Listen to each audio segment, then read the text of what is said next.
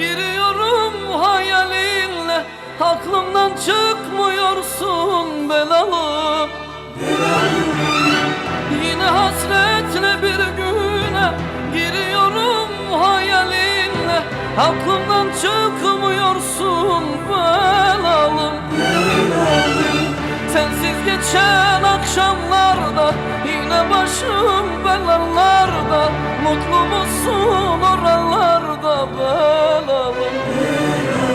Belalım yaban çiçeğim belalım, aşkım gerçeğim belalım, tek sevdiceğim belalım. Ah yaralım belalım, yaban çiçeğim belalım, aşkım gerçeğim belalım, tek sevdiceğim belalım.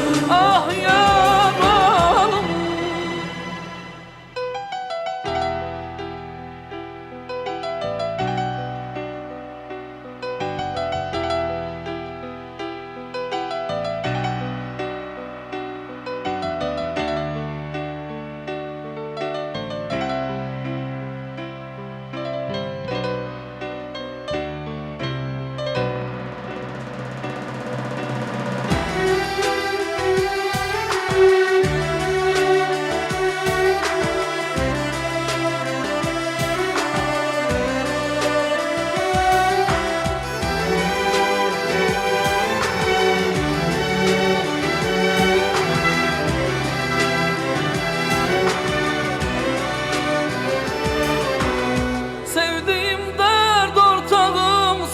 Hazanımsın, baharımsın, sen benim tek varlığımsın belalım.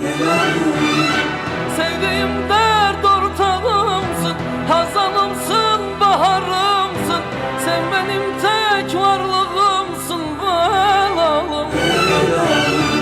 Sensiz geçen akşamlarda yine başım belalarda, mutlu musun oralarda belalım?